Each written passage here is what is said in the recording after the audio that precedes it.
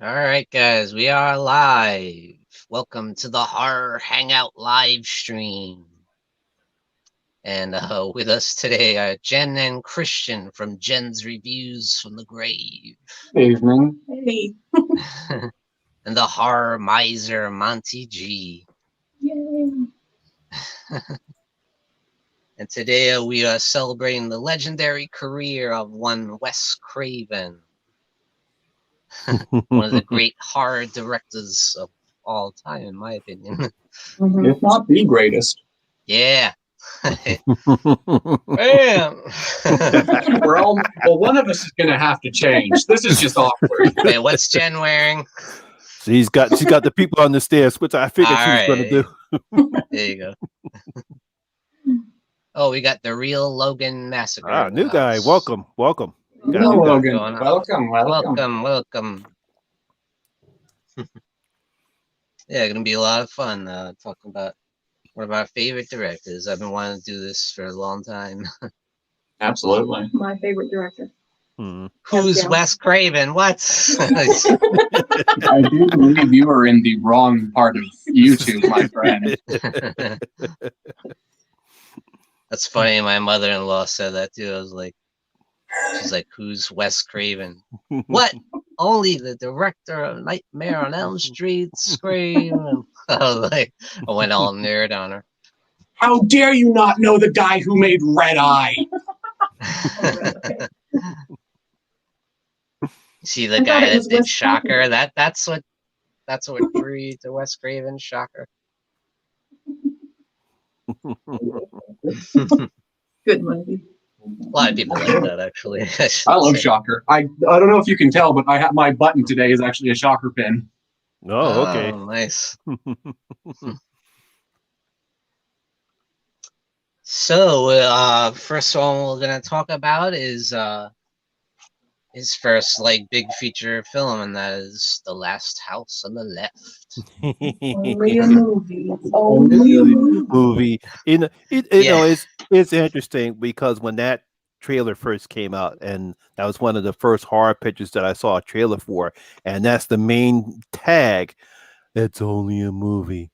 It's only a movie. Keep repeating to yourself to avoid fading. Keep repeating. and I would imitate that, and my mother would drive my mother crazy. She says, "Monty, what are you doing?" I said, "It sounds funny to me." I love those old commercials that do this. Oh, old trailers. Yeah. So, guys, thoughts on Last House on the Left, Jen and Christian. You start. You're the one who has the positives. There are. It's not a perfect film. No. We all know that. It has a very, in its tone, it's a little flawed. But I also think that this is a movie you can see. This guy has some talent. This guy has some genius behind him, and I really like. And it also shows his fascination with the name Krug. It does, yeah. He uses that. Yeah. The rape scene is so brutal. I mean, that is a brutal. It's not as brutal as I Spit on Your Grave, but it is brutal. And you just feel gutted after watching that. And you have to have a master on the camera to really get what's going on. And I think there's something really special about that movie. Even though the tone, I will be the first to acknowledge, the tone does have some issues. Definitely. But definitely. I like it. I love it. It's not my favorite of his, but I really like it. I have a weird relationship with this movie. I respect the hell out of this movie and totally can see the merit it has, and it's really cool to see where Wes Craven started off. But you can obviously tell an amateur is making this. The tone issues are so all over the place and take you out of the movie anytime. You'll have one of the most brutal scenes in cinema history, and then you have two bumbling cops on a chicken truck for 20 minutes. It messes with me. Every time I see something, for every great thing in this movie, there's something that takes the movie down for me, and that's the biggest problem I have with it. David Hess gives a great performance as Krug. He's one of my favorite villains from Craven's filmography. There is some great stuff in here, especially towards the last 20 minutes. There's some great stuff, but everything I feel like that it was done well in this film, he would expand on and do even better and master with his next film. because obviously when you look at horror films back in the 70s, now I'm a 70s kid, and at that time you had a lot of exploitation films. You had I Spit on Your Grave, then you had the black exploitation film. So that's why the film is so rough and so raw. So that's why I wasn't surprised by the brutal rape scene that we seen in that picture. And of course, how the tonal shifts all over the place. And then, of course, you have the last 20 minutes of the film. But I think that's one of the reasons why it's such a staple of how he began his film, mainly because that's how films were made during the 70s. I would agree with that. I do agree with that. You guys make a lot of great points, and I do agree with Christian on that. To an extent, I do think it's overall a good movie and an important movie for that time. And he did get to cut his teeth on there, and you had Sean Cunningham working on it too. And but just as far as raw brutality, it nails it. It's like rough to watch, to get. It can be at points, but yeah, it is like a gut punch at times, and I feel so bad for that one girl. Looks like she's gonna get through it all, and they finally catch her. But yeah, the bumbling cops really does take me out of the movie a lot. One of them played by Martin Kove, who would later go on to play the sensei in Karate Kid. Yeah, I know. And I guess now Cobra Kai. He refuses to talk about the movie because he's ashamed of it. And of course, he was in Candy and Lacey. That too, yeah. Oh yeah, yeah. Another thing is the score. I'm sorry. Jen. I was just gonna say, does the rape scene, is that the most brutal rape scene of the 70s? No, I think I Spit on Your Grave is still I Spit on Your Grave. Yeah, yeah. I'd say that. But it's a close second. Maybe that's the thing, is because I was introduced to I Spit on Your Grave first before this film, and I just see everything that this movie does. I think I Spit on Your Grave does better and just handled better overall. So I think that's maybe why I don't have the fondness for this film as a lot of other people. Maybe. But then again, who saw the remake? Hi, I saw the remake. I actually like it better than the original. I'm in that camp.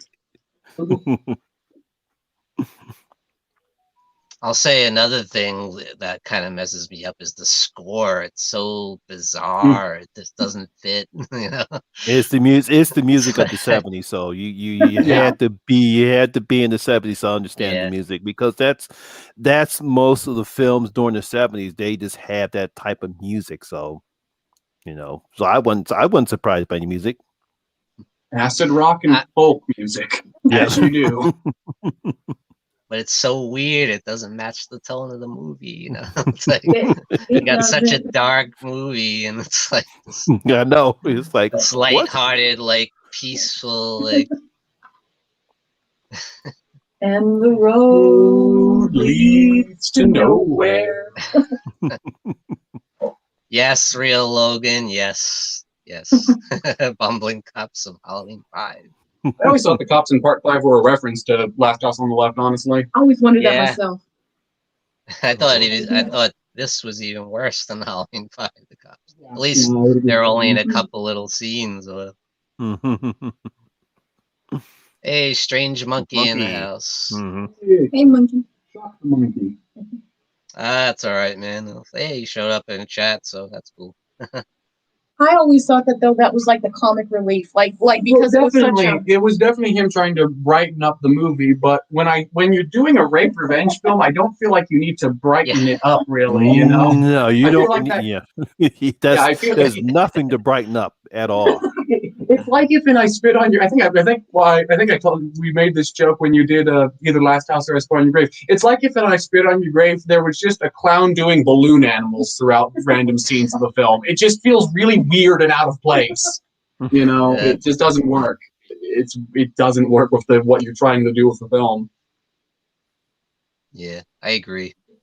David Hess is amazing. David Hess is great in the film, but I would still argue House of David Park is the best performance. I mean, he's totally believable. You know? Oh, he's creepy as hell. Hey, Q. Yeah. It's all Quentin. Hey, Q, what's going on? And then to But have yeah, him help like him I said, I say- think the rawness of it is something he did capture. You know. Yeah. Mhm. He did it very well. But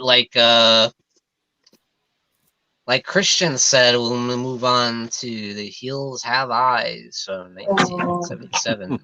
Yeah. Yeah, buddy. Yeah. Yeah.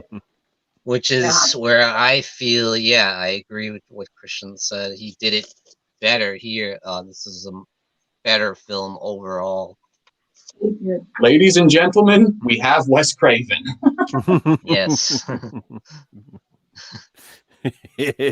Logan says And Michael boo. Berryman. Really? Okay, look, it's not a movie for everyone, Logan. I can see that.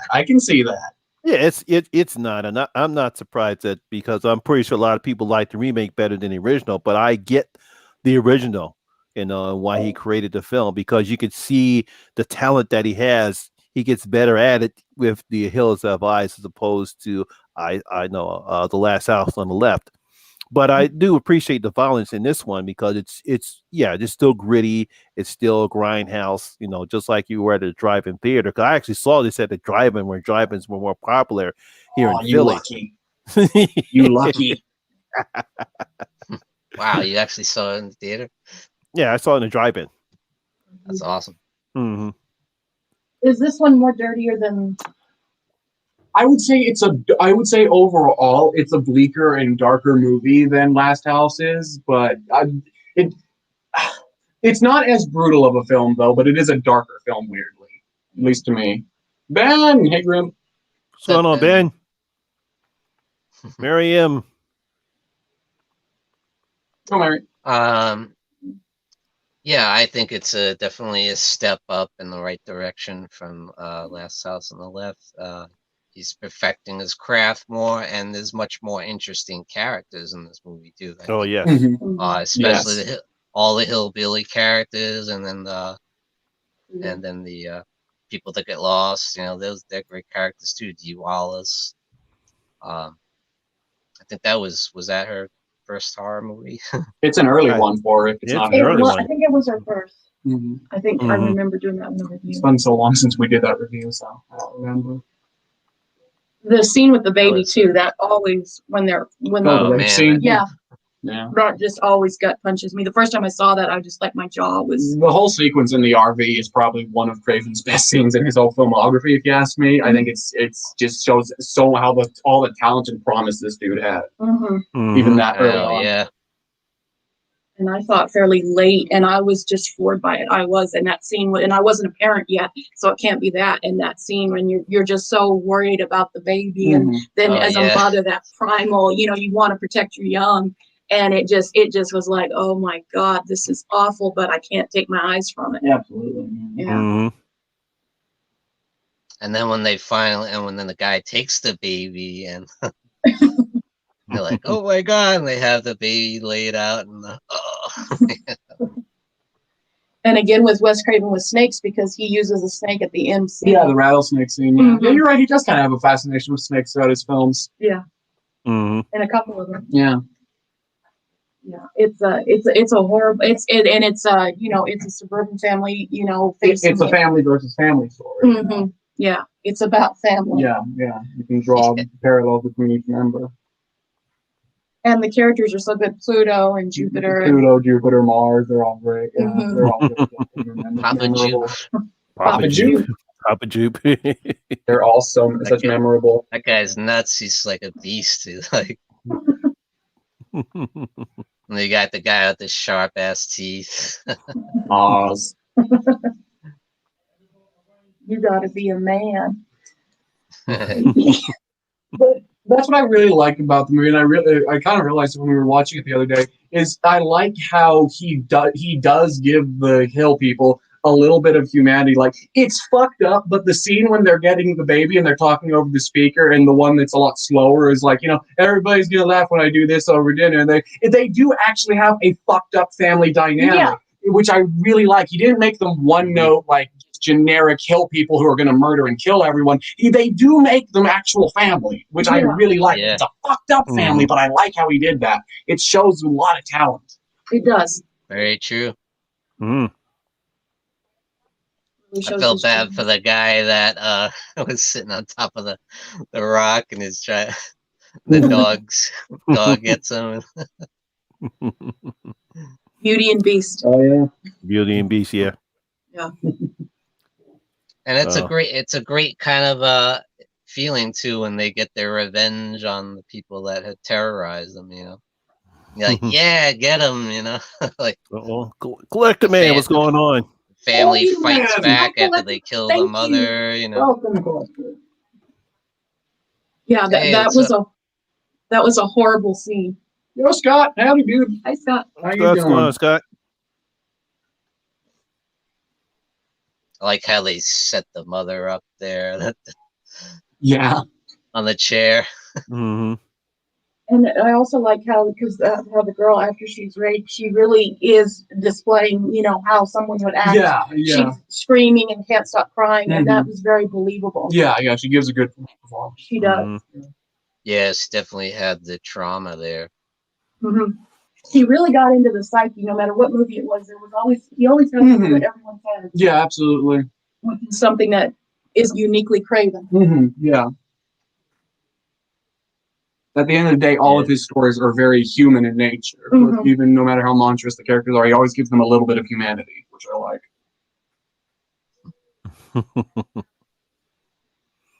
Yeah, I mean, I really enjoy it. I think it's a good movie, but I know it's not as highly regarded as some of his others. A lot of people prefer the remake, like you said, The remake is good, but I think it loses a little bit from the original. Nice. It's just as, for me, the remake is just as violent as the original one. Yeah, so I get that's why I really enjoyed it a little bit more than the original, mainly because of the violence in it and the fact that it's just as gritty and just as bloody. I can see that. I can definitely see that. There's some great stuff in the remake, but for some reason, maybe it's because I saw the original first. Yeah, my heart's definitely with the original, but I don't hate the remake. Has a lot of good elements, and it definitely has the best sequel. Oh yeah, it definitely does. Yeah, we don't even talk about the sequel. Everyone gets a flashback. Do you like flashbacks? Do I have them? Oh boy, horrible. I'm sure he probably even hated that. Probably embarrassed by it. He never. I don't know if he ever talked about the sequel after he did it. I don't know if he ever mentioned it again. Probably money. Probably. No. Oh yeah, clearly it was a money thing. Not surprised. Yeah, someone must have conned him into doing it for the money. By the way, like Collector Man or Q, if you want to get in on it on the show, that'd be cool. If you want to hang out with us, talk about Wes Craven. The more, the merrier.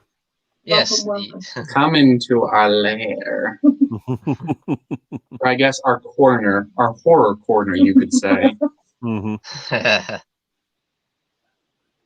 Indeed.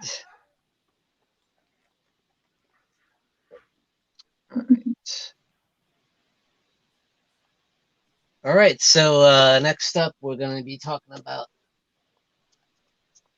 the big one. The Elm Street films that Wes Craven worked on anyway. New Nightmare, the original Elm Street. The original and the New Nightmare. And, he was involved with Part 3, Dream Warriors. He did the screenplay and everything. Who wants to go first? I can't see you're talking. Oh, nice. I like that. Oh, that's decent. We'll take care of Deadly Friend, Ben. Deadly Friend is coming. Deadly Friend is coming, Ben. We'll take care of Deadly Friend. Yeah. We're going there. Getting there. Yeah. I think when Nightmare first came out, no one really know what it was, and when that happened, and we see, I forget remember her name when she dies in the dream for the first time, and everyone's real freaked out about it.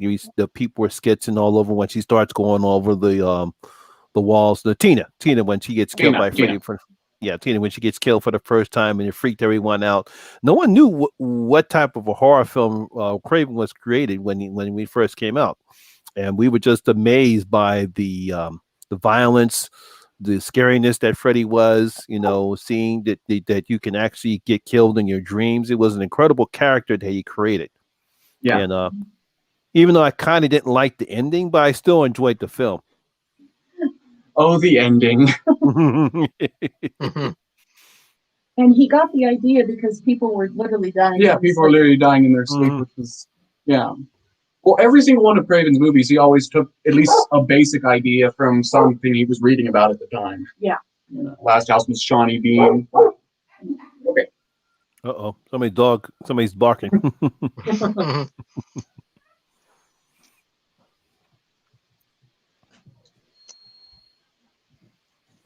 So, what are your thoughts on Dream Warriors? Oh, Dream Warriors. That's my favorite in the series. I think that's when Freddy starts to become on his own. At that time, we still had just Jason. I think Jason just started wearing the hockey mask. I think when Dream Wars came out, and this is when Freddy came on his phone. That's when he started to become one of the horror icons, along with him and Michael.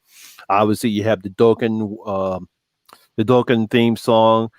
You had Freddy being Freddy with all that other stuff and some of his favorite lines. This is not when it became a one-liner, but you could see where they were taking the Freddy character. With its, taking the kids from, Nancy comes back. It just really just set Freddy's character apart from any other horror picture. Yeah, absolutely. It also is probably the best balance of Krueger. You still have legit creepy Krueger from the first two movies, but he has a little bit more humor and comedy, but not to the point of like the clown farcicalness that he was later on in the franchise. So it's a really good balance. It's the first. And the movie itself kind of represents that. The movie itself is weirdly dark when you think about it, because it's about a bunch of suicide victims, but the movie does have that. It does start to introduce a lot of lighter elements and starts to introduce the, kills, giving every character a quirk that they get killed, but based around, it's basically the movie that sets the roadmap for the rest of the franchise. I would still say the first one is my favorite. Yeah, I would kind of agree with you on that one. That one.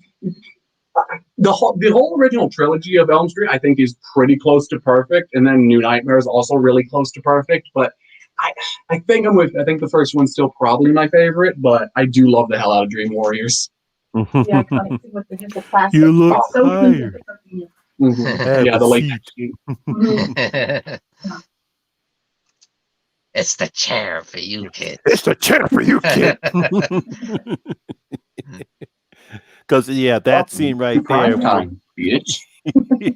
Because you have that scene where Robert Englund has two distinct voices in that scene with the kid, where he talks real slow and nice, and then comes, "It's the chair for you, kid." I know, right? Really good. It is noticeable too, isn't it? For now, maybe, but when you wake up, it's back in the saddle again. Nice. Oh, that's out of the whole franchise. Every single one of them is really memorable. Johnny Depp, Definitely. because his Wes Craven's daughters thought he was cute. Oh yeah, in part one. Yeah. So Johnny Depp owes his career to Wes Craven's daughters. Basically, yes, and by extension to Wes Craven. Yeah. I did not know that. Yeah. Fun fact from Jen. We're full. We're full of. How about Wes Craven's New Nightmare. Oh, That one always puzzles me because, like, I remember when it came out, everybody hated that movie, and I liked it from the beginning. Like, I was a lot younger, but I really liked it, and I didn't understand why so many horror fans really didn't like it at the time. I think it's getting more of a it cult was now. a super hated movie when it first came out, which I don't get because it's kind of a masterpiece. It's good. It's good, and I never got the hate. Yeah, I don't understand because it's such a decent horror film. I like the premise. You have almost everyone playing, themselves. Wes Craven's playing himself. Helen Camp, Robert Englund's playing himself. Scott Paxton's playing themselves. And I like the premise of the fact that we have this demon that actually believes that Freddy is real. Mm-hmm. And he believes that he's Freddy, and he wants to get back at them for, all of a sudden, we actually have Robert Shea from New Line Cinema. He's in this film. And I just like the whole premise of the whole picture. And it's just simply just dark Freddy Krueger, what Wes Craven wanted him to be.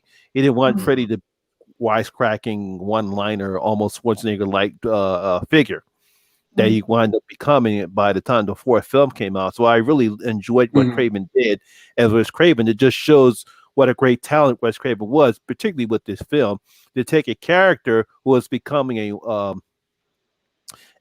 comedic character instead of a horror character, and we actually see him back the way he was in the first, second, and particularly third films with New Nightmare. So I understand why people did not like this film. I never did either. I never got it. Too ahead of its time, maybe, because he kind of took a little bit of the same ideas, dumbed them down, and then made his most popular franchise, arguably, with Scream. So he definitely saw the promise in it, and maybe it was just too ahead of its time. And you had a great ending in the film too. Oh, I love the ending. The ending was great. Yeah. And Miko Hughes is also great in it. Yeah, he's really fun in the movie. Get to see Gage in a different role. He was everywhere in the 90s. He was. Do you guys think that that's why he was lured back into doing it? Like he wanted to put some legitimacy back into the series, because he didn't want to see it going on this comedic route and getting ridiculous. I know he hated. Sorry, my diva Freddy's dead. Yeah, that's what I was about to say. I don't know if this is true, but I've heard a rumor that he said that the reason he did New Nightmare was because he hated Final so much, and then the head of New Line came to him and said, "Look, do you want to?" He told New Line, "Dude, you're doing shit with my movie. What the fuck?" And then he was like, "Okay, do you want to do something here?" And he's like, "Fine. I said I would never come back to this series, especially after you guys kind of screwed my script over with 3. But fine, if you let me have basically full creative control, I'll do it." And that's how we got the movie. If you think about it, he did pretty much save the franchise with that movie.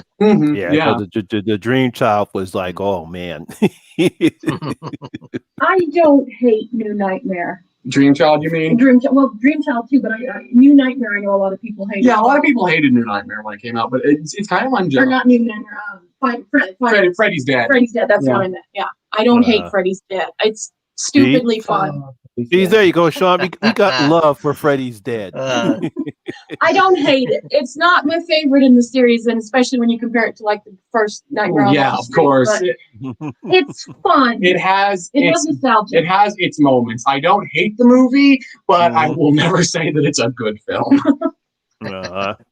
I'm gonna, because I probably might finally make a video and probably defend Freddy's Dead, because I know a lot of people probably hate on it. I'd love to see that. I would be interested to hear. Yeah, I would be interested. It's time for the people that do love and appreciate Freddy's Dead. We'll probably have that video up soon. I'm with you, Sonny. As long as it's not Dream Child, I can understand your point. I like Dream Child. I know you like Dream Child, and I don't understand why. Me neither. Why your brother has his name? I know you. I never understand why you named him after fucking Elm Street 5. that's when the series started to go downward with it's like, oh my god, it's like, I told you comic books were bad for you. Oh, fucking Super Freddy. Oh, Oh, Super. Amanda Kruger. We got her story was complete. We're told everything about her in 3. We didn't need to come back to Amanda Kruger. I thought it started out pretty good there with that scene. Yeah, but like, Dream Child. That movie frustrates me to no end. It kind of Yeah. started out okay. I like that they brought Amanda back because we really don't know that much about Amanda character other than the fact we know that she was a nun and she got raped. She got caught in the asylum and she got raped by all those crazies right there. But we really don't know that much about her at all. So I'm glad they brought her back. But then again, they decided to want to make Freddy say a bunch of one-liners. Yeah. It'd be interesting to do a prequel with her. That feels like something more like a fan film thing. I don't think that would ever actually get like greenlit by an actual studio, but a fan film, like, well, because Amanda's such a the niche character that only like hardcore Elm Street fans know. You could possibly get a prequel about Kruger just being a child murderer, but like I think that's the biggest only prequel you could really possibly get greenlit. Amanda's too niche of a thing. Maybe a fan film though. She probably could make it for a cool fan film. Well, some could do that. Yeah, Ooh. I don't know if you could do a whole film on her, but yeah, like a prequel with young Freddy, maybe, and that'd be interesting. Yeah, you could do like a little 30-minute fan film or something. Go Hey, Myers, what's go up, James. Michael Myers? What's up, James? James, Scott, Michael Stevens, Myers. hey guys. I'm Anyways, I'm gonna give my thoughts on this. I think A Nightmare on Elm Street, the original, is an absolute masterpiece for me. Agreed. I love how it's so dark and it's scary, and it's such a unique concept for a slasher movie. It just took the slasher genre to like the next level, something that never would have thought of before.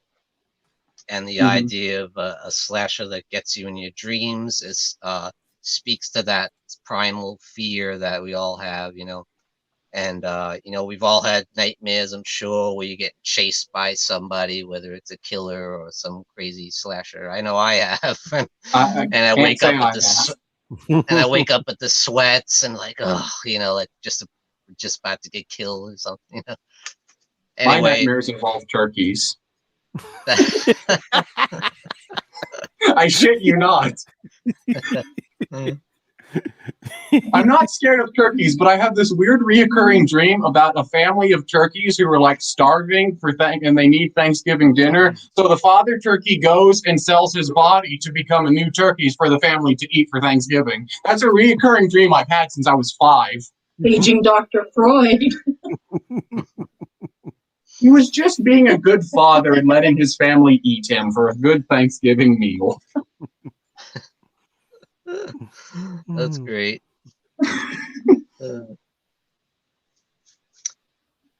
Anyway, it speaks to me personally anyway in that sense, and I could really relate to it because I had a lot of nightmares like that as a child, and I just thought it was so cool and unique, and got to give so much credit to Wes Craven for coming up with the Freddy Krueger character, the most iconic killer in movies, One of. There's a reason he's in the top. He's in one of the big 4. Yeah. And I love Freddy in the originals, so such a great character, and I love Nancy Thompson's a great character. I love all the characters in the movie. Johnny Depp and Tina, and great cast. The only thing that maybe I could nitpick is that ending there with the mom. Oh, that ending. That ending. Yeah. It's like, no, come on. No. It makes me wonder which ending is worse, that or the ending in the remake. Ooh. Yeah. The remake ending is still. Yeah. You know what? Actually, I would argue. I would say the remake in the original is worse because everything else in the movie is basically perfect. The remake already has a boatload of problems besides the ending. True.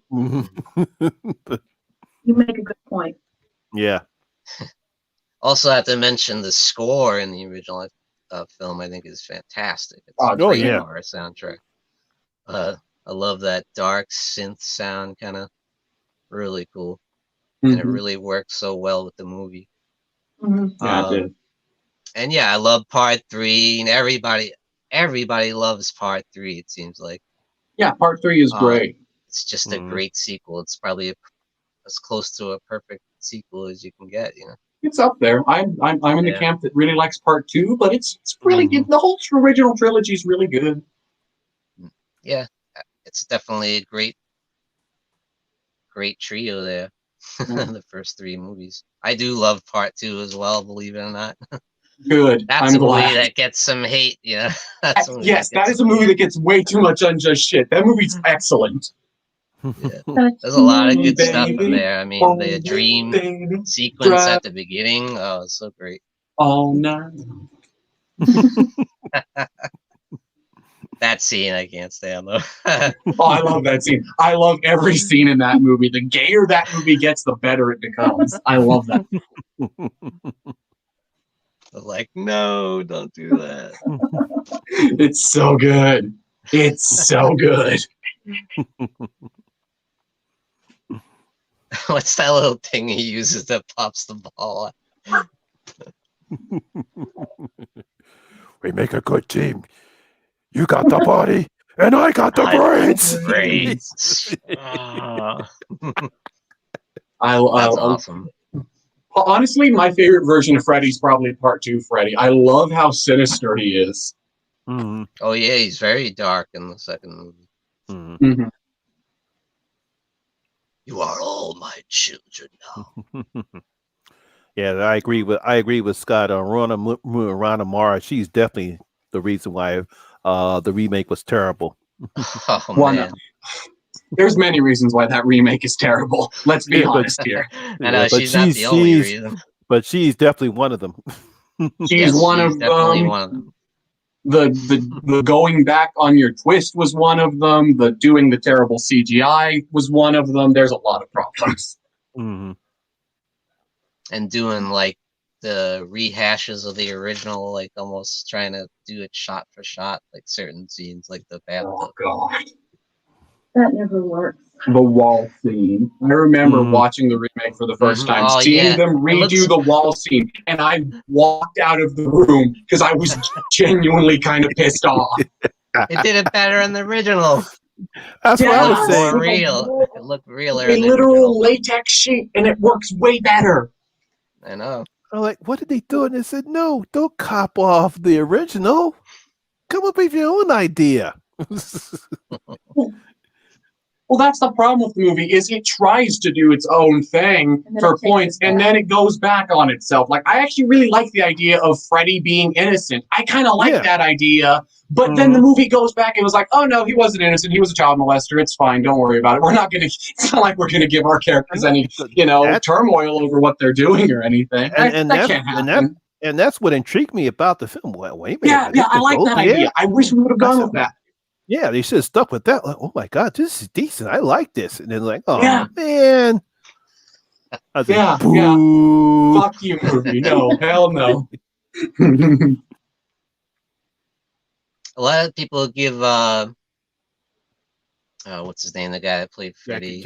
Jackie Earle Haley. Jack Earle Haley, yeah. He did. I thought he did a decent job. Jackie Earle Haley. He was great for the thing. He would have been good if the movie itself would have been good. He is not the problem with that film. Right. No. He's fine in the He's film. about the only good thing about Yeah, he's one of the only things that's actually like, he's trying. You can tell he has reverence for the material. And he did try and make it his own too, you know. Yeah. He brought some of his own to the character. But the makeup is terrible and the CGI. God, like sometimes the face is like CGI and that makeup is so bad. Not even makeup for mostly, it's just CGI crap. Yeah, it's terrible. All right, guys. I know Christian's gonna love this one. Scream. You know we Shriek gotta if Here's I where. shriek if I know what you did last Scream or something like that. All right. All right, here's where all of the horror community goes against Christian, and I might get run out of an angry mob might form to hunt me down like Frankenstein. I hate the Scream movies. I think they're Craven's worst material. We watched them again too. I hate them. And before, like a while back when we did like a video talking about like a Scream was like there was a tag and Scream was one of the topics, and I was like, I see why people like it, and it's just not for me. I take that back. I downright don't understand why people like these movies. I hate them. I'm sorry. Cool if you like them. I hate these movies. These movies piss me off. But we are them. Wow, All of us straight are up hate. them. It's not even that you don't like. I straight up do not like Scream. I straight up hate it at this point. On this rewatch, the first film especially, I straight up hate this movie. I straight up hate Especially the Scream first one. Yes, I was waiting for his rant because I know he feels about the Scream franchise. Oh my god. Okay, why? We know why. Okay. Yeah, A lot of things. For one, I think Sydney is possibly the worst final girl in any major horror franchise. I don't like Sydney at all. She's so bland and kind of a bitch for a lot of the series. Okay, here's the two positives, and at least for the first film. I like Matthew Lillard in the role, and the scene in the opening when they're talking about how all the Elm Street sequels suck was kind of charming. There's my positives for the first movie. I just don't get it. I don't get why people love these movies so much. Everything these movies did, New Nightmare and plenty of other slasher movies, Popcorn, another great 90s slasher movie, did everything this movie tried to do better. That movie did the whole meta movie referencing other movies while still being a slasher movie and self-aware thing. It did it better. Every single character in the Scream franchise is a smug asshole. Every single one of them. Henry Winkler isn't. Yeah, he's Henry Winkler. I like Henry Winkler. Okay, there's three things I like about the first Scream. The epitome. Okay, the epitome of, and I finally realized it when we were doing this rewatch. The moment where I realized everything that I hate about the Scream series is towards the end of the movie when so-and-so character, without spoiling it for any of you in the audience, is doing the re, and I was like, okay, that's perfectly fine. But then he stops for a second, stops the middle of the scene and says, Norman Bates, Psycho, 1960. I'm like, fuck you, movie. You can do cool callbacks to old horror movies, but when you just are saying, hey, look how cool I am, I'm referencing old movies. Look at how cool I am. I know old movies. Wow, I'm so cool and so quirky. Oh, wow, this is awesome. Love me, Daddy. Which might have been a part of the point of the character since they did have mommy issues, but it didn't work. It didn't work. I've seen everything in these movies done better elsewhere. Rant over. I'm sorry. All right, wait. All you want. Cool if you like them. Nice. Way to go, Christian. I love you. People rant. Thank you. Thank you. I will take my Oscar now. You did a good job raising him, Jen. Thank you. The apple doesn't fall far from the tree. I do rants too often, but yeah. I mean, I get why some people love this series. It's not that I like Scream.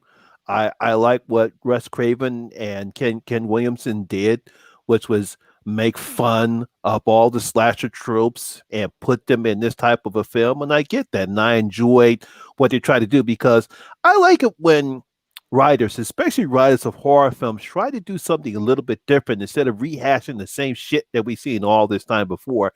So all they did was just take the stuff that we've seen out of slasher films and put it in this film and make some meta out of it. And it worked. But I think what they were going for. How old were you when this movie came out, Christian? I was born 2001, so I was a gleam in me poppy's eye. I think because I can think because most of the people that I know who love Scream, I think they were just like in that age bracket. I think that's where they were targeting.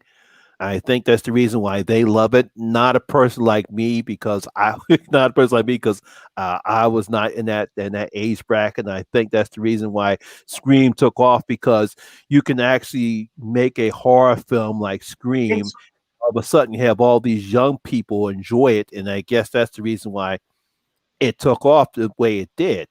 And I can't remember was it I don't know was Night Zone Watch when they did this. Somebody did a video about Scream and whether or not was Scream the reason why the slasher films restored, and they said it really wasn't that because we actually had decent horror films throughout the 90s before Scream came out. No, actually, no, I know it was Jason from I can't remember his channel, something cinema, because he did a video about this. Oh yes, okay. Yeah, he did a video about this, and I agree with some of his points.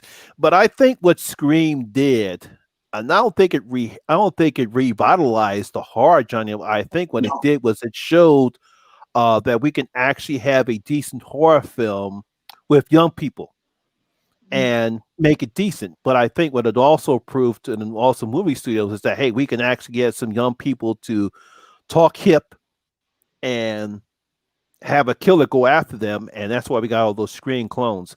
I enjoyed the Scream series, but I don't love it. I'm with you. And I think that's the other problem is I have all of the knockoffs of Scream, all of just so many of them, none of them hold up. That's the thing that bugs me most about Scream is the fact that this was the face of horror in the 90s, whereas you had so many, even other slasher movies, like I said, Popcorn, even stuff like Wishmaster, which Craven would produce, all of these are Candyman, all of these are way better examples of what 90s horror should have been. You could have done so many cool things with it, but no, we just got a bunch of rehashes of this one single movie. I think that's why I don't like 90s horror that much, is because most of them are just Scream knockoffs. At least in the mainstream, you have to go into the underground to find the actual good stuff from the 90s. Yeah, because that's what Jason said. We had Candyman, we have Silence of the Lambs. Even though some people, I don't know why people don't consider that a horror picture, because to me it's a horror picture. There were other decent horror pictures that came out way before Scream came out, and unfortunately, what Scream did was it also made it easier for to get young people or teenagers into the theaters, and unfortunately, not only get those knockoffs, but that's where we got all these bad horror movies comes where it's just targeting teens, and all of a sudden, hey, look, maybe we don't have to show a whole bunch of blood. Mm-hmm. Yeah, that too. It is a good point. I'm weird with Scream because everyone knows I like Wes Craven is my favorite director, and Scream, I don't hate it the way Christian does, but I don't love it either. I like it, I acknowledge it, but it's not one of my all-time favorites of Craven's. I do like Pure Pressure. Oh God! I love that one. Matthew Lillard has some good ones. I will give you that, but maybe that's just because how much I love Matthew Lillard as an actor. I do love that. That's probably, and I enjoy that Drew Barrymore gets. And I guess for kids who weren't, now I was a horror kid, so that wasn't anything to have a star like Drew Barrymore. It was doing Psycho again, and like, dude, I remember kids were saying, dude, isn't that so cool? They killed her within the. And I'm like, yeah, Psycho did that, but most people weren't in my generation didn't watch horror like. Yeah, maybe that's the other thing. Is like it was new to them. Maybe that's why a lot of people have so much fun. This is the movie that introduced a lot of these elements into that generation of horror fans. Whereas I grew up in the 2000s, all of this stuff was everything this movie was making fun of was pastiche at this point. It became an old hat trick to make fun of old 80s slasher movies instead of just having some sort of respect. You can still poke fun at them. Great example, like the stuff Adam Green did with the Hatchet movies. He poked a lot of fun at slasher tropes, but he never was really mean-spirited or hateful towards the genre. The Scream sequels especially feel very hateful towards the slasher genre, I feel. Mm-hmm. Yeah, because like I said, when you look at like say Vicky from Nightmare Maven, I think Lizzie from Carnage Candy, and maybe Felicia from all those three women right there. They grew up loving Scream. They're huge Scream fans because I believe that was their first introduction in the horror. Mhm. And unfortunately, when you have a person like me or a person like Sean, who unfortunately we've seen all this before, so Mhm. we may like it, but we don't love it because we know we've seen this done plenty of times before. I mean, I Sure. get it, and I like I said, I like what they did, and it was fun to watch it, and I enjoyed watching it. But no, I don't love it. It's a good horror series, and I love what they attempted to do. You could see the formula start to die off with Scream 3 because I said, okay, now they're doing this too much, and you can Yeah. see how bad Scream 3 was. But then they made up for it in Scream 4, and I think mainly because I think Kevin Williamson, because I did the Scream series, I think last year during Halloween, Kevin Williamson did not write Scream 3, somebody else wrote it. Then he came back to do Scream 4, and you could see the difference in the writing styles between the 3 and 4. Mhm. Mm. Plus, So yeah, we got I just love that scene where Kirby does where she nearly lames up all the horror remakes that have been remade before, and I thought that was such a decent scene right there. yeah, that was good. I can see that. I can see that. Mm-hmm. What's up, You know, like Phil's creepy videos? Yo, Phil. Hey, Phil. so Phil. You know So what I movie? guess Oh, I'm sorry. Go going ahead. to be the minority because I love Scream, and I am Is an it your old favorite school Wes guy, Craven? like Monty was saying. Um, yeah, I thought Wes Craven did a great job with Scream. It's one of my favorite opening scenes in horror history. The way he did that scene, I thought was brilliant with Drew Barrymore. The way he built up the tension and the nods to the classic slashers, and I didn't really feel that Scream was hateful on those movies. I thought it was kind of a The first loving one, not tribute so in a much. lot The of sequels, ways, you kind of. know. No, the first film, not so much. I do feel the first film has respect for the slasher genre, but as the sequels went on, I felt that they had a growing disdain for for the slasher genre and everything that it did, which Yeah. irks me considering you're a slasher movie. Like I loved hearing some of the stuff that the killer said on the phone. It was like, who's the killer in Friday 13th? I was like, okay, what's she gonna say? And I think the I reason love why that. and the reason why I actually enjoyed that scene because a lot of people will automatically will say it's Jason, but it's not. Right. But it's not. Hey, That's what's why up, I like Eric? that. Yeah, and it's No, not. Eric. And I truly do love that aspect. I liked it open. It's not the best opening of horror films. I that goes to Ghost Ship. you're not, you're not gonna top In Ghost the Ship. 90s, I might give you that. For a 90s horror, I might give that to you, actually. Yeah.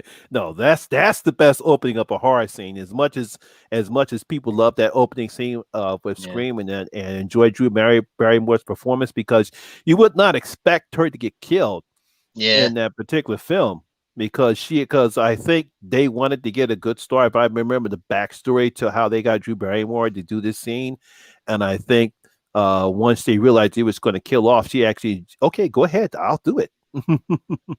Because they wanted to get the scene off of running and to kill off their major character, such as a star such as Drew Yeah. Barrymore. I thought I thought it was a good way to go.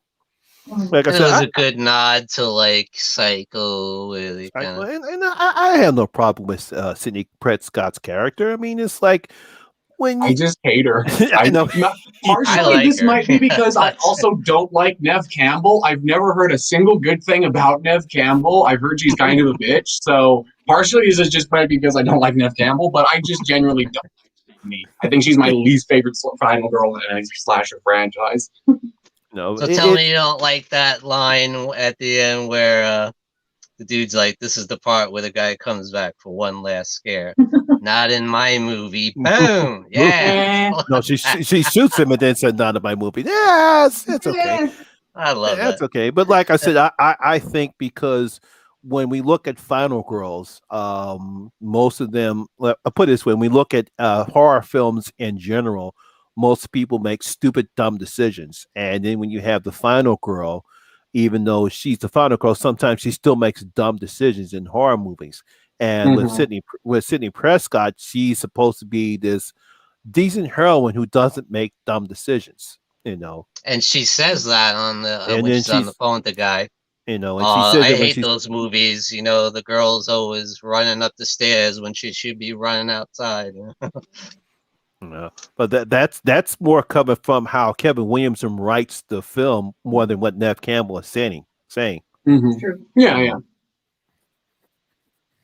I thought it had a good story to it too, with Nev's mom and what happened with her, and then you know how the characters. Yeah. Have you did you see Wild Things, Christian? I have seen Wild Things. I've seen that. Yeah. Hey, Lake. Oh no. Yeah, I thought it was fun. It What's up, had some Dino? good funny. It had some good funny lines, and Matthew Lillard was very funny. I thought, and I liked. Peer pressure. What's Love that the line. kid that plays the horror nerd guy? I liked his Oh, character. Jamie Kennedy. What is this? Jamie Randy? Kennedy. Is it Randy? Hey, late horror Yeah, show. Randy. Yeah.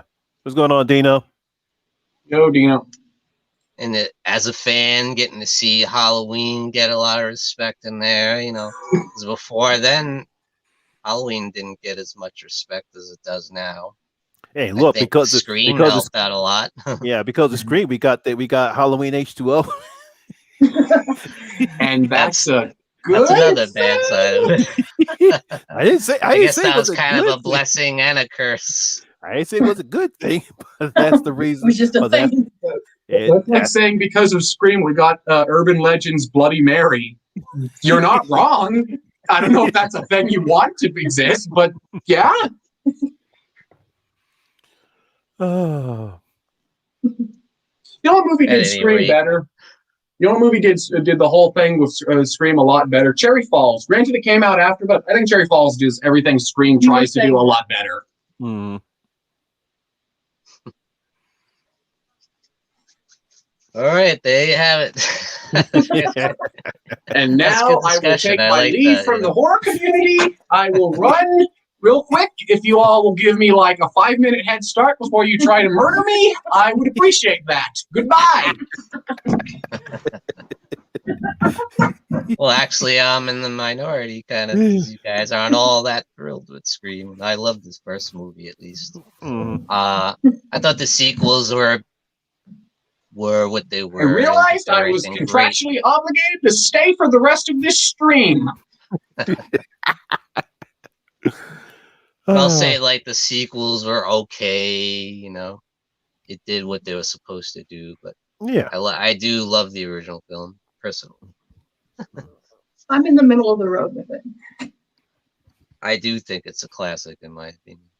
That's I get just me. I do feel like it revitalized horror, you know, like a lot of people say. I agree with that. I do think it saved, maybe not saved horror, but it kind of, horror was kind of at a low point, you have to admit. You know? Excuse me. I guess I wouldn't say it was a low point. It was just kind of in a funk, trying to figure out what it wanted to be next after the A slasher boom Yeah, of the eventually 80s. it Which would have It was. I guess found its way, because but at that time it was pretty rough, you know. Yeah, my theory was this, because before Scream came out, Freddy, Jason, and Michael, they were not their popularity was waning because all their last three movies were just not good enough, and it really wasn't a decent horror icon. Yeah, we had Chucky and we had Pinhead, but they weren't the unholy trinity. They weren't that. We didn't have a decent horror icon. And I guess that's what Scream supposedly was revitalized. Wow, we got a new horror icon in Ghostface, because that's what was missing in horror. We didn't have a new horror icon to the likes that would at least get into the unholy trinity of Freddy, Jason, and Michael. And that's my whole thing. That's my whole thing. I don't think it revitalized horror, because horror is going to be horror. Yeah, and I mean, it would always be around no matter what. It's always going to be around. It's just that it's just that we didn't have a horror film that drew in a huge box office, Yeah, we had, like I said, we had Misery, we had Silence of the Lambs, we had Candyman, we had some other horror pictures that came into but they weren't making the box office money, because I think that's one of the things I agree with Jason. When he did his video, I think it was 2 or 3 weeks ago, he did that video about Scream, and I was really impressed. Oh, Brad's in the chat. Thank you, What's Brad, up, by the way. Brad? Thank you. Bronco Hey, Brad. Juggalo talks movies. Brad, Alex 3.0. who the hell is Ken? Yeah, who is Ken, Brad? Who the hell is Ken? Oh, I hope they have a nice Yeah, who's Mother's Ken? Day, but who the fuck is Ken, Brad? Yeah. Love you, buddy. Also, hey, Yeah, Alex.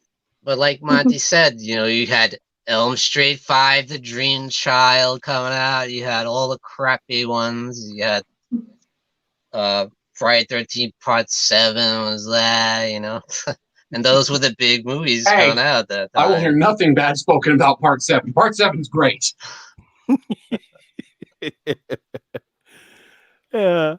Yeah, because that's my take on the whole horror subgenre during the 90s. Is that we just did not have a horror icon to draw the Right. box office that the movie studios wanted to do, because it's always about how much money we can make off of that, because even though producing horror movies is cheap, it doesn't cost a lot of money to make a horror film, but you still want to be able to make some money off of it.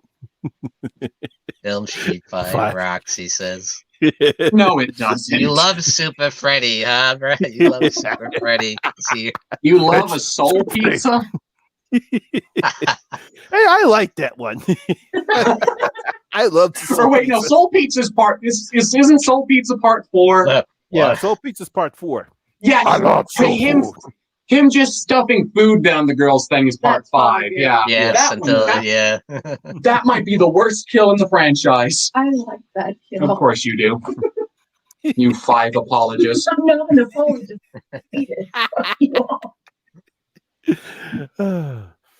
But if you think about it, Scream did accomplish that. It brought us a horror icon. Ghostface is a Yeah. horror It icon did, now. Yeah. Mm-hmm. What's your favorite scary movie? It's iconic. Oh, It is. no. I want that. No. That's scary movie. All right, guys. So moving on. Next one is going to be, what is the most underrated Wes Craven film? In your opinion. No. The one you said earlier? Yeah. Okay, cool.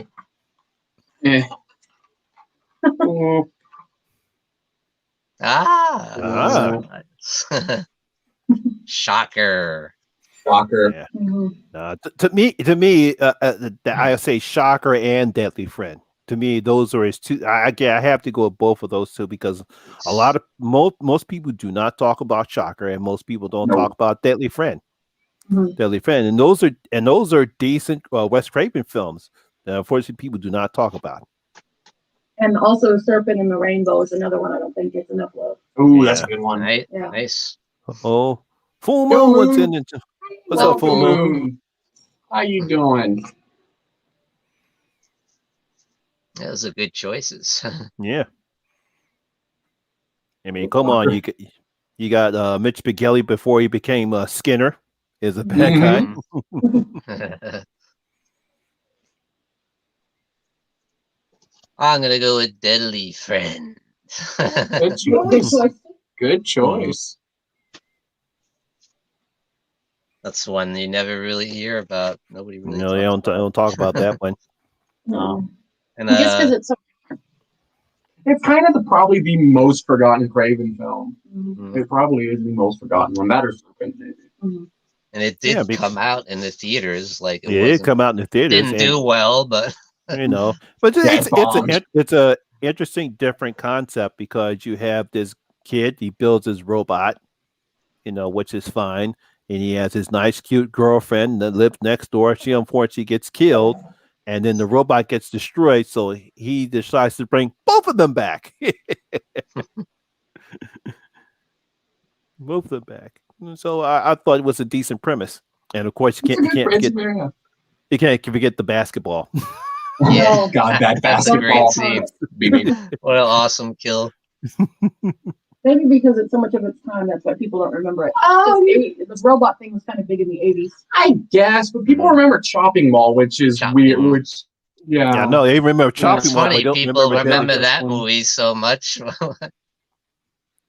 That's even more cheese than Deadly Friend, I would say. Yeah. Yeah. Maybe Maybe that's why people love it so much. It's so cheesy. Yeah, I am not a fan of My Soul to Take, Ben. I think so, yeah. Yeah, me neither, honestly. That'd be a good one for Let me the put it to you next this way, Ben. question. It's not Craven's worst. It's It's not not Craven's worst film, but it is probably his most forgettable. Yes, I would agree.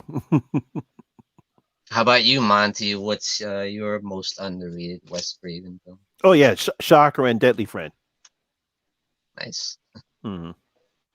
Ooh, Swamp Thing. Swamp Thing, that's a good Says, what do you choice. think about Ooh, that? Swamp Thing, hell yeah. Everyone forgets he did that. Although I'm gonna be Yeah, I like Return of forgot Swamp Thing a bit more than the first. I forgot he did Swamp Thing. Yeah, that's right.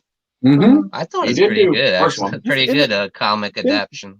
Yeah, didn't Angel Barbeau star in that Good one? choice. Yes, yes. Okay, I thought she was in Yes, that she one. did. Mhm. Ralph Bates, too, from Mhm. the old Hammer movies.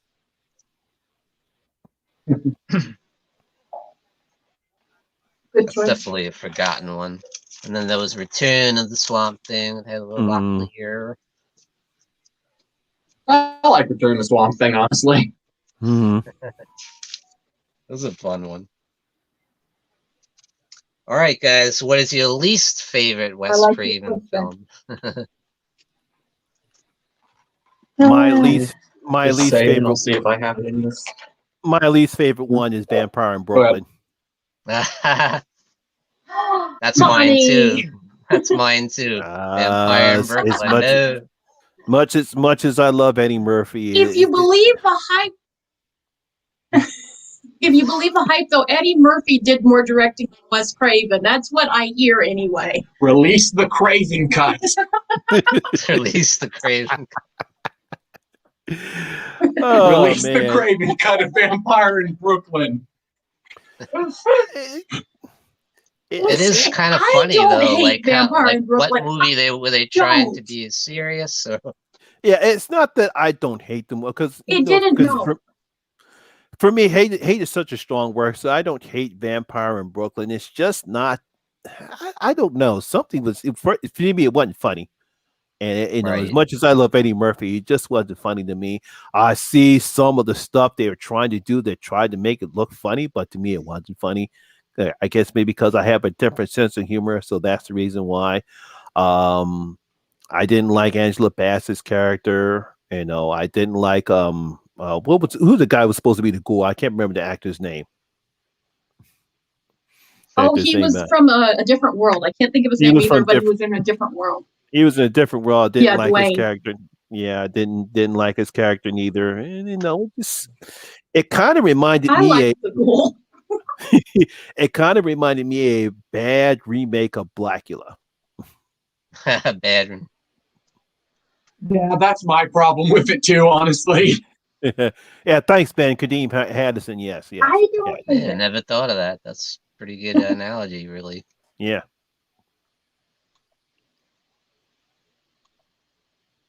I don't hate it. Yeah, that'll I be think my it's worst fun. too. Like it doesn't know what it wants to be, but there's something charming Right. Save about it for what it's a topic later. Save it for then. Okay. What's your worst Craven movie? I'm not a big fan of Red Eye. It's not his work. Craven, I love all of Craven, so I can always find something positive about even, every movie of his. But Red Eye's not a favorite, if I'm going to be honest. Red Eye's not a favorite. Or Hills Have Eyes Part 2. Thank you for reminding her, Alex. Thank you. Because it's just a flashback. Well, you get to see a dog have a flashback. Yeah, but it's just not. The first one is so good. Just no. I have not seen just for that stupid joke. I have not seen Red Eye, so I can't comment on that. It's well, Brad loves. How do you feel about plain horror? How do you feel about plane horror? Plane Afraid horror. of planes? No, not I afraid can't of think of planes. a good one, Um, really. Oh, flight plan was pretty good. Well, then. Oh, you know, it was pretty good. Yeah. Turbulence with Ray Liotta. Yeah, I wouldn't care That that was much pretty about good. it. That was okay. No, Shazam. I'll say this. Other than Flight Plan, maybe Nonstop, but that's just another Liam Neeson Taken I like movie. Nonstop. Yeah, Nonstop. Yeah. Taken on a plane. Wait. Taking on a plane. Hmm. Okay, so everyone saw this one coming. Please don't hate me. Yeah, Scream. Too late. Yeah, too late. Fair enough. Yeah, I think Scream is my least favorite Craven film. It's. I will say this: it's not his worst movie. It is not. Probably Vampire in Brooklyn is his worst, but the one that I dislike the most is probably Scream. But peer pressure, Sparky. I love that one. No, I liked Curse. Curse was decent. Curse was Yeah, I decent. still see the Curse. The werewolf one, yeah. Yeah, Curse is the actually Curse the has uncut. some good stuff. Yeah, the uncut version is decent. I've never seen the Thought uncut version. Yeah, I've seen the uncut version. Yeah, the uncut version. I wish they would have released that instead of the one that got released in theaters. But again, they were trying to hit that Scream. They were trying to hit the Scream audience. That's the problem with Curse. Yeah. Hmm. Yeah. Okay. I need to check out that. Check that out then. I need to check the uncut Curse out. Hmm. Oh, Horror Man Also- 82. Thank you. Somebody agrees with me. Also, Scott, how dare you remind me of Music of the Heart? How dare you? I forgot. Oh, God. You made it. He did. We I made forgot about that. Yeah. How dare you do that to me, Scott? I had blacked that movie out. Why did he do Yeah, I that? Because like he wanted to- Gloria Estefan. Mhm. Because he wanted to stop making horror movies, so he made a musical. Yeah. Seems legit. He just wanted to make a love story and Rough. kill birds. Yep. He just wanted to watch his birds and make love stories. Hey, Brad, do you want to come in? He's in the chat. Don't come in, Throwing it out Brad. there. Yes. I will Bring not in work. the. I will not work with him. I will leave this set immediately. I will walk from this production. Let me just throw it out there. My fan. Anyway, moving on. It's the Craven Showdown. It's gonna be Deadly Friend versus Deadly Blessing. From I don't have the- either movie, so here's a Freddy bobblehead. That works. Interesting matchup. Yeah, it is an Very- interesting matchup. The Battle of the Deadlies. I'm gonna go with Deadly Blessing. Why? Ooh, Michael Deadly Berryman. Blessing. The snake Ah. scene. That snake scene in the tub just freaks me out every time. Oh I my have God. a phobia of snakes. So that scene just. We were watching it yesterday, and I was going ah. And it's a cool premise. I like farm horror. Oh, that reminds me. I like Talking about the Amish. I need my Amish hat. There I you like farm horror. go. It's an underutilized thing, but when it's done well, and that's another one I feel that's really good that isn't talked about. Yeah, it's very forgotten. It is, Mhm. and I don't know why. Yeah. It's Yeah. I guess probably predictable, but there are some like the snake scene, and there's a couple other scenes in the movie that I think elevate it up. There's some definitely really good stuff. I'm kind of with you, honestly. I love Deadly Friend, I do but too. having finally seen it, I'm going to say Deadly Blessing. I think this movie made me realize I really like Amish horror films. I think we need more Amish horror. It's a good setting for a horror film. So, yeah. Also, I'm with Scott. There needs to be more Sharon Stone horror films. She's really good in the movie. Yeah, Wow, yeah. No. She The was movie good in builds that. Yeah, the movie builds this really weird atmosphere that I really like about it. It's one of the more different films from Craven. It feels it's kind of like him doing a very traditional slasher movie, but still having his eccentricities in it. It's still having his weird little touches here and there in it, which I really like. Yeah, I liked Ernest Borgnine too. I thought he was Yeah. a really Yeah, good yeah. villain. That's Yeah, one of he- his better roles, probably. Mhm. Yeah. What about Yeah. the Devil's Reign? Yeah. Oh. Yeah. Oh, yeah. I have to go with Deadly Blessings too because it's such a different horror picture that we haven't seen before. But we've seen aspects of Deadly Friend before because I like the premise. But I definitely love Deadly Blessings too, mainly because when I first saw the preview and you get the guy tells to open the mouth and the spider comes and drops into it. Yeah, I have a morbid sense of humor. I do have to go with Deadly Friend. Sorry. I figured. It's good. It's close to my heart, I guess, because I watched it so much as a kid, and I do have a fondness for it. And yeah, Christy Swanson was like my first hard crush. Aww. Oh. It is. It's kind of like heartwarming at the same time, kind of funny, and it's got some good scary moments too. I like it. But I did really enjoy Deadly Blessing, although I thought it was a bit slow at times. It did take It can be, yeah. Yeah, it can be. It took Yes. quite a while to get going. But yeah, it was great to see Sharon Stone. She was really good in that. And like I said, Ernest Borgnine was a great villain. He had a great performance in that. I will say the end just jumps the shark. Oh my god, the ending. The final scene of this movie is I was like, what? It's such a what the hell. What the hell? Because it is such a what the hell. I like the ending, but it's like, what the fuck? I guess this was set up, but why? I like it. What the It's a bit hell? extreme for the kind of movie it was. I was like, what? You watched it twice in both times. Yeah. I watched it like when you went to your doctor's appointment for the first time, and then I watched it with you again yesterday. I was like, both times I was like, this ending, like that's one of those movies where I really liked watching it again because there's a bunch of stuff, especially like who the killer is. There's a bunch of stuff set up early on it, but I still like that ending. Still kind of comes out of nowhere. It's set up, but it really isn't. And it's also sort of like Sleepaway Camp. Yeah, it kind of feels like Craven's attempt at doing a Sleepaway Camp thing, which in some ways I think he handled it better, but in some ways kind of worse. Yeah, it's a good point. I don't know if it's as memorable as Sleepaway Camp. No, it's not, especially like the reveal. Very over the top. Yeah, especially like the reveal itself. It's not nearly as memorable, but... What's up, Brandon? I like it. Yo, Brandon. Hey. Brandon Horror Collector, welcome. Welcome.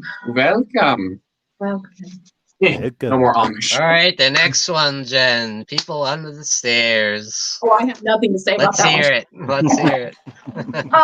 Come on, Jen. It could. Yeah, I think this one probably is Craven's best movie. It is a masterpiece. I love this movie in so many, and that's a hard thing to say because he has so many good movies, but this one has my heart. And what I love about this is how he got the idea for this movie was that this was an actual true story where robbers were going to burglarize this funeral home, and they saw these chained up children, and the robbers called the cops, and Craven read the story and thought, I want to make a movie out of this. And it's just so over the top. And the character of Mommy, I love Mommy. I do. She and their brother and sister. You love the incest. I love that they're brother and sister, and you know that there's just something not kosher about that relationship, and he just does everything to spell it out, but you still don't know, but you know. It's so good. And then the relationship between Roach and the girl and Fool. I love that dynamic, and it's a strange thing because I always say both of my boys, I made them watch the movie when they were old enough, and I think it's such a sweet movie, even though it's only in Craven's depravity, but it's such a sweet movie because it's about friendship. He's out of there. He's like the collector, he's out of that house, but he goes back to save a friend, and there's something beautiful. I know that sounds really kind of hokey and sentimental, which isn't me, and I'm sorry, guys, but there's something so special about that of putting your life back on the line for a friend. Yeah, absolutely. And Roach death is so hard. Roach, yeah, that scene is great. Also, I would say Fool is probably one of the best characters to come out of any horror film in the 90s. He's one of my favorite horror protags. And Misfits. Fool's a Misfits. Roach is a Misfit. Even the girl to a certain extent. And I like how he cut the tongue cuts off and how he talks. There's just something magical about that. It feels beautiful. It's one of those movies. It feels like a modern day grim fairy tale. Yeah, it does. I think I said that in the review. Yeah, you think you did. Yeah. It's just his masterpiece. There's something about it. It's so crazy and over the top, and yet so heartwarming at the same time. But because of that craziness and over the top, it never becomes too sentimental or too sappy. Mm-hmm. Yeah, because I think one of the things I like about People the Stairs is the actor that plays the brother character. I can't remember his name. He was a werewolf in Silver Bullet. Yeah, you're right. He was. Yeah, that's right. Dad, yeah, I just called him Daddy. Yeah. Priest, yeah. But I can't remember the actor's name. But yeah, he's one of the things I liked about People on the Stairs. But it's an interesting premise too, and I think that's one of the reasons why. And you add Wes Craven's touch to that, and that's why the movie works so well. And it's just a shame that the film does not get the respect it deserves as a decent horror film too. Yeah, I never understood why. I fell in love with the movie the first time, and I love their tagline, "May they burn in hell." I love that. Yeah. I'll say that a lot of times too, because I just love that line so much. They're just so crazy. They're just so. Oh, they're so crazy, and you love them, but you love to hate them. Mm-hmm, they're great, though. They are. Hope you catch them in hell. I love that. I just love the movie. There's so many good lines. There's just so many, but at the end of the day, it's about heart. It's just something you should show your kids, because if they're pick up on it, you get a lot from it. Yeah. Not to go all preachy, but it's just a beautiful movie. I love it. I think it's his masterpiece. Nice. I saw it in the theaters. I liked Ving Rhames in it. That was the first time I saw he was Ving also Rhames.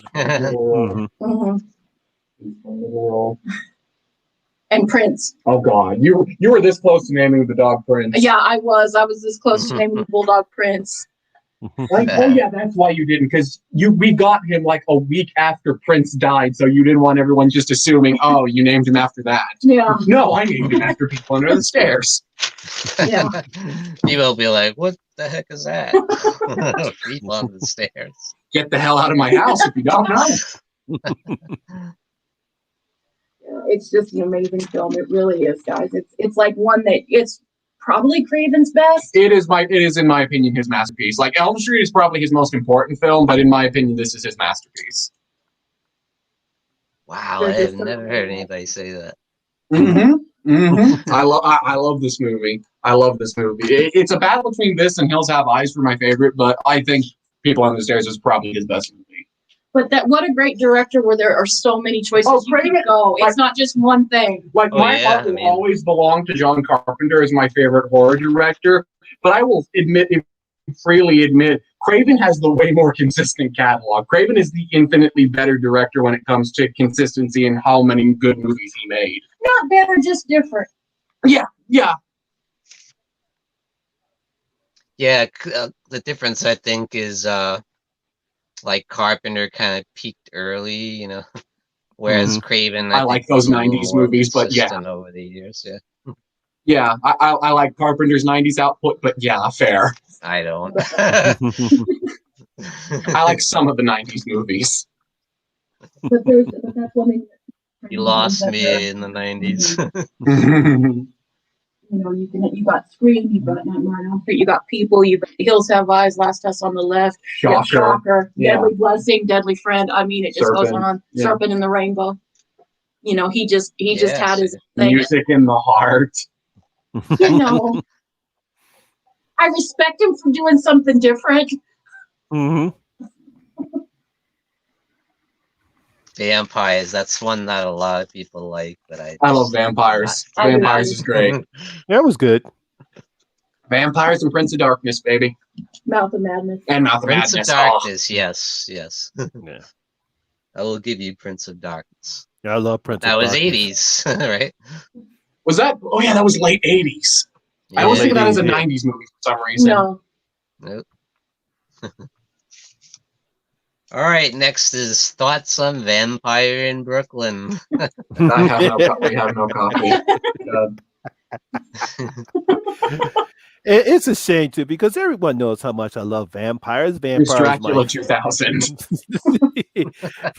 Oh no! This is for later. Oh yeah, definitely hate on that one. I love vampires. Everyone knows how much I love vampires, and I really wanted to like Vampire in Brooklyn because one is Eddie Murphy and two it's Wes Craven. But I don't know, were they trying to do comedy and horror, but they didn't know which one they went to go with. Because That's the problem, yeah. You do have some decent horror aspects in the film, but Eddie Murphy with that stupid the Jerry curl. He hated that Jerry look. curl. Some women found it sexy though. Some women I found it honestly don't. sexy. I'm going to be honest. I don't think he looks that bad with the Jerry curl. I didn't think it was a big problem. No, because it was a R&B singer group, and he looked like, I can't remember the duo group, but that's what he looked like at that. And he got flack about that, and the film really wasn't that funny. And like I said before, it was just too much like a bad Blackula remake. That is a good way to put it. Yeah. There are a few things about it that make me laugh. I can see that. It's such a weird tone movie. You can totally tell, like, even before I knew that there was like a battle between Murphy and Craven behind the set, I could tell there was some problems behind the set with this movie. They had two entirely different visions for what this movie was going to be. And didn't pretty much Craven finally just... Yeah, I think Craven eventually just gave up, and basically you could have changed the director to Eddie Murphy on the title card, and it wouldn't have really mattered much. Maybe it would be interesting to see the Craven cut, like you say. Release the Craven cut. Release the Craven. It's kind of a shame because I do love Eddie Murphy. Yes. I don't know. It was considered one of his really big slumps. It was kind of the movie that kind of began the downfall of Eddie Murphy in the 90s. Hey, movie review time. What's up, Rob? Hey, movie review time. What's going on, Rob? Hey, Rob. So the next one will be what Christian was just saying. What's your favorite of like the Wes Craven presents movies, or ones that he just executive produced or was involved in that didn't necessarily direct? I mean, I really, really love Dracula 2000 as much as the next guy. It's a great film, but I'm just going to have to give the slight edge to Wishmaster. Just a little bit, though. Just a little bit. Go with Wishmaster, too. I mean, let's be honest here. Wishmaster's the only good movie out of the Wes Craven Presents things. All of the other ones are pretty bad. It isn't really much of a competition here. Yeah. I mean, I who came up with the fact that, hey, let's base Dracula off of one of Jesus Christ's apostles, Judas. I'm gonna be honest here. I actually kind of like that idea. The movie is shit. I kind of like that idea. It's dumb, but I kind of am with that idea. If the movie had been better, I think it could have worked. It did. It did not, though. It did not. It's like, who came up with the? I kind of get the fact that you're trying to change some of the aspects of Dracula and Mythos, but base it off of Judas. That didn't make any sense to me. At least the fact that he got Gerald Butler starring his film, and he's ooh. Yeah. What you guys think of Gerard Butler as Dracula? He was bad. He tried. He was bad. He was a bad choice for Dracula. And not saying that Gerald Butler is the world's greatest actor, but come on, it's like, God. stick to your Olympus Has Saved movies. Oh God. That's a thing. It is a thing. I think the only good thing about that picture was Jerry Ryan. Yeah, I agree with that. Has anyone seen the remake of Carnival of Souls that he produced? Oh yeah. Oh, And God. I missed that one. Oh, you don't need to see it. Yeah, it's Carnival of Souls is yeah, it's Carnival of Souls. Sure is. Like desecration. Kind of, yeah. I give credit because Andrew Didoff. He's such a great actor and Wishmaster. He actually take a different take on genies. They call it the Jins, and I just like how he incorporates the wishes to get what he wants. And I really did enjoy that character. Unfortunately, they just ran it to death with all the other Wishmasters. Are you telling It's a me fun, you didn't it's a want to really see cool the Jinn concept, fall in though, I love? thought, yeah. Sorry, what did you say, Christian? Are you telling me you didn't want to see the Jinn fall in love? No. Aw, fair, but Why did we see the Jinn fall in love? look, those Wishmaster sequels are weird, man. Oh man, it's like okay, all right. One sequel is enough. Three, and you're pushing the luck, and then after that, it's just like with the Critter movies. It's like, come on. No, those Critter sequels are good, man. Yeah, they beat it to death. I like those Critter sequels, damn it. I like the show. But no, as for Wishmaster, I genuinely think it's one of the most underrated movies of the 90s. I wish more people talked about this film. It's really damn good. The effects are really damn cool. Didoff is a great effects villain. are very good, yeah. Our final girl in the film is everything I wish Sydney was. I love her as a final girl. She's one of the most underrated. There's so many great scenes with her like the scene. It's towards the end of the movie, the scene when the Jinn's impersonating, I believe it's her mother, and you can throughout the scene you can slowly realize, oh shit, this isn't my mother. I'm fucked. What do I do? You can the act, and it's a strictly physical through the actress's facial expressions, and it works so well. I love this movie. It's fun. It's a lot of fun. And it probably Me too. I love the Wishmaster, and that's easily my favorite of the bunch. It's the only good Wes Craven Presents movie of a movie. It's the only good one. Yeah. I love the Jinn character too. I think that's just such a cool he's great. I love him. A slasher movie, just like Nightmare on Elm Street was a cool concept. I thought that was something new and different. They do a great job at the effects, and I love all his one-liners, and it's a cool, like, kind of horror icon there. Definitely, and it's what you kind of feel like that was the movie's kind of trying to set it up as like he was going to be the horror icon of the 90s, because Robert Englund's in the movie and Kane Hodder's in the movie and plays a security guard. So it's kind of like Freddy and Jason handing the torch over to the Jinn, which I like. Yeah. But then Andrew Divoff didn't come back for the third one, and then he didn't. He was surely missed. Oh yeah, he was. Yeah. I'm like, what? He's not in this. Who's this guy? And the second one, he really pulled it off the street. He really let loose with the one-liners in the second film. He did, yeah. He kind of became a Freddy knockoff for part 2. Yeah, that was one of the problems. It was still fun, though. It was still fun, yeah. Yeah. Evil never dies.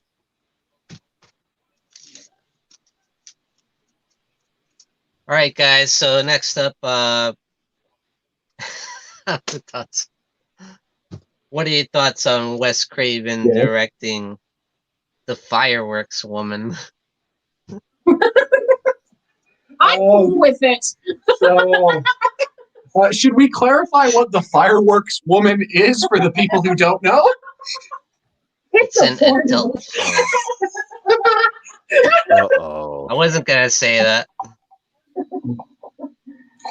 Yeah, Wes Craven made a porn in the 90s. It's a softcore porno from the 70s. It exists.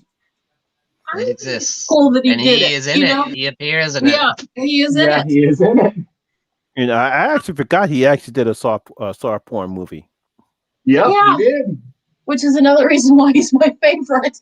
I think it's cool that he did, because I think it's sort of, maybe I'm just like overreaching here. I'm probably overreaching here, but I think it's like, because it's a nod to his exploitive days, you know what I mean? This was, I believe, this was like his second movie, wasn't it? This was right after Last House. Yeah, so it was kind of like a farewell to his exploitation days by making a straight up porn. Yeah, right? Yes.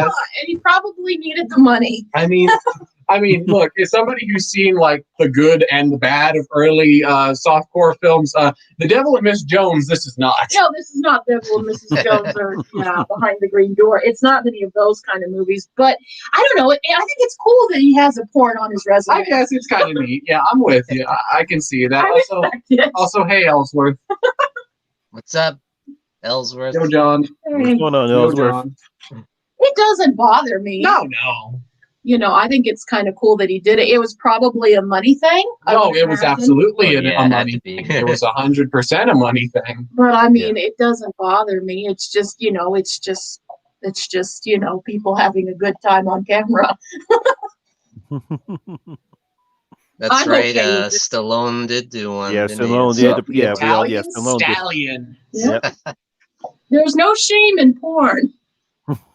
Everybody loves Ron Jeremy. That's true. He's a national treasure. He should be put up on Mount Rushmore. Yeah, he is a national treasure. Why people don't bring it up more often though when they're talking about Craven? Well, because it's like I said, it's not it's not like a super memorable. Like it's not even like artistic or anything. Like when you say Wes Craven made a softcore porn film in the series, you at least expect it to be like kind of weird and artistic and avant-garde. Yeah, like you think it would be like Behind the Green Door or something. Yeah, you expect something like that. But no, it's just a straight up like the worst Skinamax movie you've ever seen. I love when when they asked him about it once, and he's like, "Yeah, I might have directed that." Yeah, this might have been me. I don't know.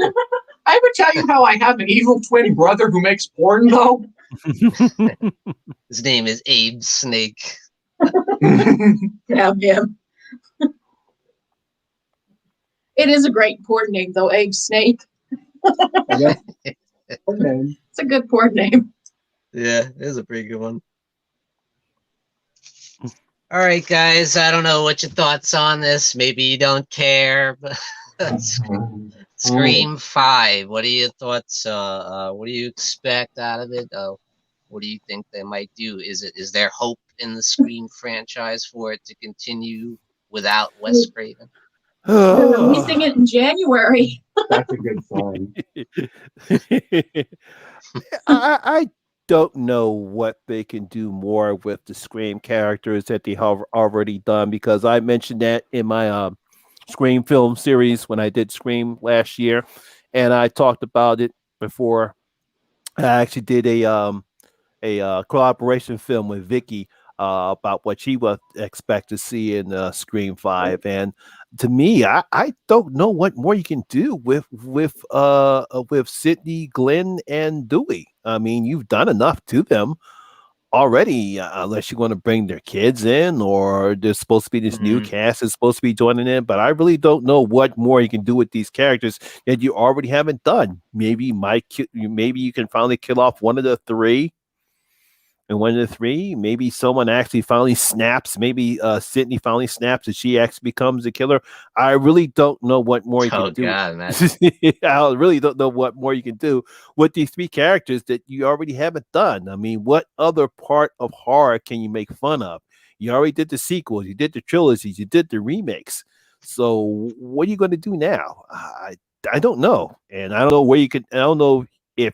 I don't think Kevin Williams is not writing this one as well. So to me, I don't know what they're gonna do. It depends upon what they're gonna do in Scream 5 and what else can they make fun of out of horror that they haven't made fun of horror with the movies that they've made so far. True. Mm-hmm. Are you happy that they brought back the original cast? We lost Jen and Christian. Oh boy. Or do you think they should have gone a different route and bring back the same cast? Well, put it this way: if you're going to make again, because you're going to make box office, you have to bring back 3 of them, and I don't have any problem in bringing back the 3 because I don't know if you saw the Scream TV shows, with I saw a little bit of it, and I kind of like the 3. I mean, I like the first 2 seasons they did with Scream. Ah, there they go. Our computer crashed. Our computer crashed. Okay. Sorry about that. That's just because Christian didn't want to talk about Scream anymore. You can't prove that. Did you see the Scream TV shows, Christian? No. What? No. I knew they existed. I wasn't too interested. Or have you seen them, Lonnie? Are they any good? They're okay. It's like I said, it's different because you don't have the same characters. It's just Scream and name only, and it's kind of different. I like how they did the first 2 seasons with the characters. After they finally did that stupid summer season of that second Scream, that they changed the cast what they need to do. Because my problem is, just like with the Scream actors, it's like why you have to bring back Nev, David, and darn, why am I getting names mixed up? Courtney Cox. Courtney Cox. You had to bring them back because you're not going to make the money if you don't bring back those 3. You have to at least bring back. That's why, and that's the reason why. If you're not going to bring them back, then there's no need to even attempt to do another Scream, unless you're going to just do in a whole different direction altogether. And I actually would prefer that than to bring back these 3 characters. And I heard Matthew Lillard's coming back too, right? Yes, because he totally lived. Which is weird because he super lived. It's fine. He's fine. There's some talk about him. He didn't die in the original Scream because all he got was dropped. It was a TV one, and he got Frankie. But it's a possibility he could have survived. Yeah, but his head went through the screen. He gets electrocuted and stabbed like 20 times, but sure, why not? Okay, grounded slasher movie. I'm kind of hoping they bring him back. I do well, too. they Just could because be I in love their way Matthew of Lillard. making more fun of the tropes of Fair enough. slashers. I would be fine with him coming back. Yeah. I'd be fine with it just because I love Matthew Lillard, but Peer pressure. I love that. I know you do. Favorites. I know you do. I am curious to what they can do new. Maybe like Monty said, their children can carry the torch or something, be like the new generation of Scream. But I'd be curious to see if they could introduce some new technology, whereas, obviously we don't have the old house phones anymore, or even cell phones. Maybe you can make Facebook a thing with it. I don't know. Yeah, bring it more Messenger. Or do that kind stalking people on Messenger, or I don't know. More so, but to make that scary and to make it so, I mean, if you think about it, they could easily track this guy through cell phones, Mm-hmm. You don't have any hope. No. Did you hear my rant like 30 minutes ago? No. I think this movie's gonna suck. It's coming out in January. Wes has no involvement, so it's screwed on that front. The one bit of talent behind the franchise is really pretty well gone. Yeah, no, I don't have any hope for this movie. I expect it to suck, just like the rest of the franchise. So it'll stay on par with the rest of the series. Oh, thank you. Thank you. How about you, Jen? What do you think? I don't know. The fact that it's coming out in January does give me a little bit of trepidation, I should say. It could be, but I'm hoping maybe they'll turn around and it'll surprise me, and maybe it'll be good. I'm rooting for it. Unlike some people in this room. I'm not rooting against it. I will never root against a horror movie succeeding. I hope it makes all the money and it's critically panned, so a horror movie gets money, but we don't see anything like it ever again. But I'm rooting for it, but I a little trepidation with it, especially since it's coming out. Not just has there ever been a good movie from January? I like Underwater. Get Out. Get Out. Yeah, that's right. Oh, yeah, Get Out Yeah, in January. That was like the year before we started the channel, so I always forget that. Yeah. So it could be good. I don't know. I like the fact we're bringing back all of our, especially if Matthew Lillard comes back too. I like that. I like Matthew Lillard. I'll keep my fingers I crossed. hope he gets a lot of money for it. Yeah. Sorry, look, we're talking about horror movies, not Bad Boys 3. Yeah, Bad Boys 3 and Rambo were good. Although horror movies that came out in January. Although the last Rambo could almost be a horror movie, it's so brutal. Yeah, he's kind of a slasher. It kind of turns into a slasher movie. I kind of love it. I love that movie. Takes the guy's freaking heart out. No, anytime when you have a horror movie coming out in January is not going to be good. Chances are. Yeah, it's like Devil's Dude and the Apparition or the Bye Bye Man. Oh, God. The Grudge. Didn't the Grudge Some real classics there, Monty. But I have hopes. I don't know about high hopes, but I have some hope, I guess. It would be interesting to see if a new director could breathe new life into it, where Wes Craven directed every single one. Maybe it could be interesting to see a different take on what Wes Craven did. Could they do something creative with it? Probably not. Probably not. Kind of like the rest of the franchise. Curious.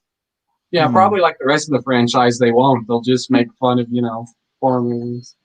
Yeah. It's Mother's Day. Be nice. I don't have Scream isn't my mother. How do you know?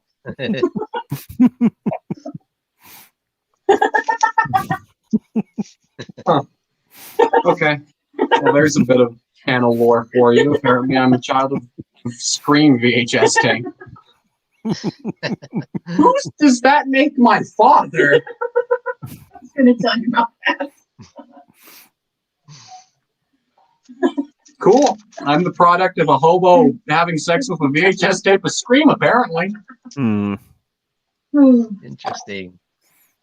Yeah, that's the only good thing is that the directors of Ready or Not are doing Scream 5, so that gives the film some hope. That was a good movie. It was a fine movie. Yeah. It was a perfectly fine one. It was kind of a wild, fun movie. Yeah. It was enjoyable. I liked it. Might take it in a very different direction, though. It could be a good thing, I'm rooting for it. But I need to see one of the main characters die. Come on, have the balls to kill one of the main people already. Kill Sydney. You know what I mean? Kill Sydney. Kill Sydney. Kill Sydney. Kill Sydney. Also kill Dewey, because Dewey was never a charming character. He always was annoying. A lot of people. Dewey's never. I'm not in the camp that thinks Dewey was charming. Dewey's always been an annoying character. He could easily be keep Courtney Cox. I don't really care about Courtney Cox. You can keep her, I guess. But let's kill Sydney and Dewey. I want to keep Courtney Cox because friends, Yeah. I guess. I'm a Her and friends David guy. Arquette aren't married anymore, right? I don't think No. they're divorced. No, they got divorced long They got time ago. divorced, yeah. They're still good friends though. Good. That way it won't make it awkward. Then I guess if you act, you can just act like you like them. True. It'll be rough if they hate each other, then they couldn't do it. How would they be able to work with each other? All right, guys, that's all we had for topics. You have any final thoughts on Wes Craven as a director and the legacy? Thanks, Brandon. Just that he's been sorely missed. I really would have liked a few more movies out of him. I really would have. Yeah. I think he had a couple more movies in him before he finally would have retired. Yeah, he was probably the most ahead of his time director out of all of the big horror directors. He was probably the one that it was easily the most experimental and probably the one who was the most ahead of his time. He in many ways you could say the social horror boom that's going on right now, he kind of started in the 90s with stuff like People Under the Stairs, or even earlier with Deadly Blessing or Serpent in the Rainbow. Yeah. True. Sorely missed. Absolute tragedy that he's gone. But a hell of a legacy. How long has it been now? That He died a year before we started the channel, so that was 2015 or 2015. 2015. Yeah. Okay. So it's been 2015. 6 years. 6 years, yeah. In a while. But a hell of a legacy left behind. Also, thank you, Brandon. Well, thank you. Yes. Please, Yes. please get Jen and Kristen up to 1,000 so they can join the 1K club.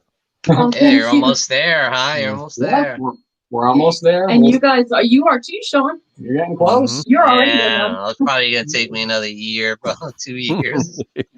I doubt it. I'll I be doubt there it. someday. I'll be with you someday. Yeah, no, we'll be doing a contest and a celebratory live stream when we hit it. If you want a little incentive. Nice. I will definitely be doing the contest entry for that. Hell yeah. This was a great topic. Yeah, this was a lot of yeah. fun. I wanted to talk about Craven for ages. Yes. Yeah, I could not wait to hear your screen rant. You definitely delivered the goods. Did you really have to bring up Scream, though? I mean, it's really an insequential part of his filmography. I mean, who remembers this? It's not that important to Craven. You don't have to talk about it. You didn't have to do it. Peer pressure. And now all the horror community hates me. Thank you. Yeah, fair enough. They already did that. Thank you, Sean. The next topic You're welcome. we have to talk, but we have to talk Final Girls, so that way you can hate on Sydney. Yeah. Let's see. Sydney I like sucks. that idea. I like that. Sydney sucks. Laurie Strode sucks. I knew that was coming. Next one is all the Halloween fans are going to come and kill me if we do anything in October. That's the next thing that'll happen. Boy. That's the next fan base that'll come and kill me is the Halloween fan base. It's coming. You know, as we get closer to Halloween Kills, we gotta do something. I am preparing a bunker to hide in after the stream. I'll rat you out. Gonna do a big countdown to Halloween Kills show. That'll be awesome. You know, I have that dentist appointment all of October. I'm gonna have to miss it. Have that long dentist appointment all of October, every day. I can't wait. Final Craven girls. Bilbo, it says. Gotta be Sydney Prescott for me. No, Sydney's the worst one. Mommy.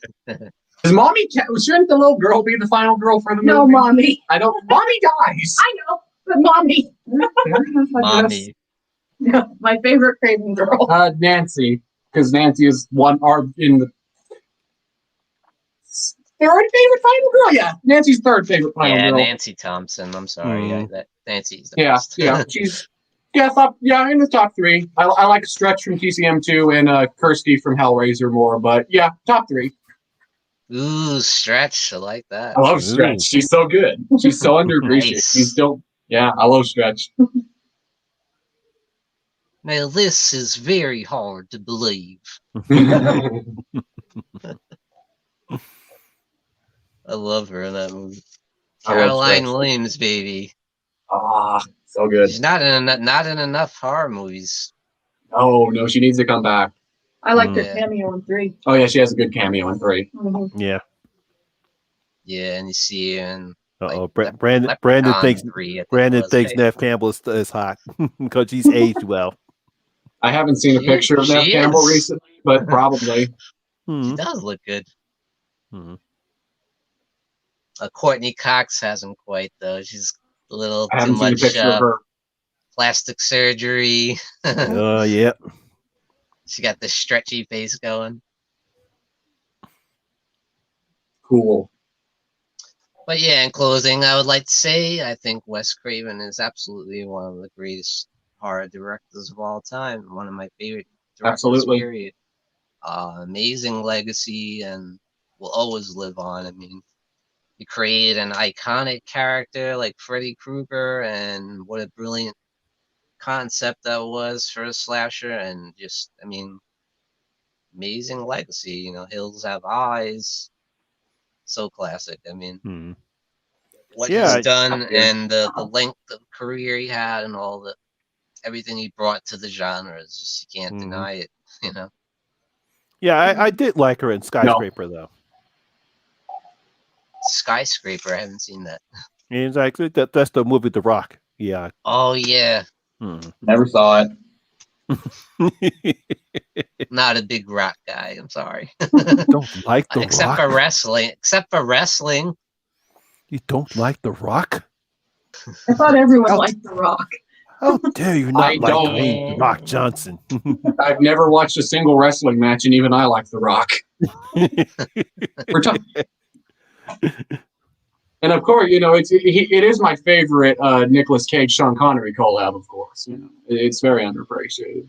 The Rock, yeah. That is one of his better movies. One of the It is. It is Michael Bay's best movie.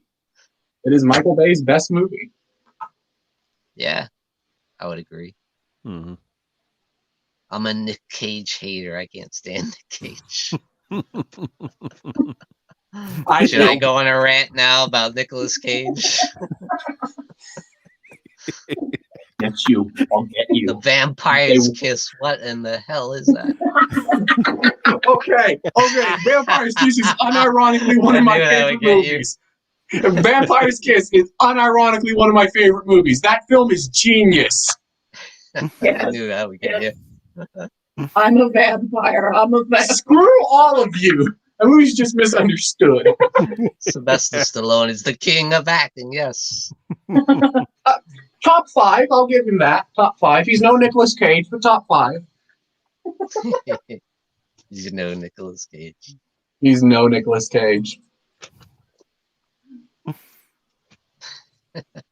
On that note, great show, guys. Love talking about Wes Craven. Had a great time with you. Probably one of our best. Great fun. Oh, Wanted yes. to do this for a long time, so thanks for the opportunity. For having us. Join us next month when we talk about how Nicolas Cage is the best actor ever. I will be the only one participating in this stream. Not the bees! Not the bees! I will be the only one participating in this stream because all of these people don't have good taste, but I'll be there. The funny thing is, he's got quite a few horror movies. He does. We totally could do a Nicolas Cage retrospect. We could do a Nicolas Cage show, like talk about how great Vampire's Kiss is. No, because Vampire's Kiss is great. No. Yes. No. No. Y'all just don't have taste. I'm with you, Monty. I'm with you. Y'all just don't have good taste in movies, damn it. Oh man. On that note, thank you so much for joining me, Monty G and Jen and Christian from Jen's Reviews from the Grave. Dream sucks. And this is the Horror Hangout live stream. Thank you everyone for joining us, and we'll see you next time. Peace. Peace out, guys. Stay scared. Stay Bill scared. Sidney Prescott.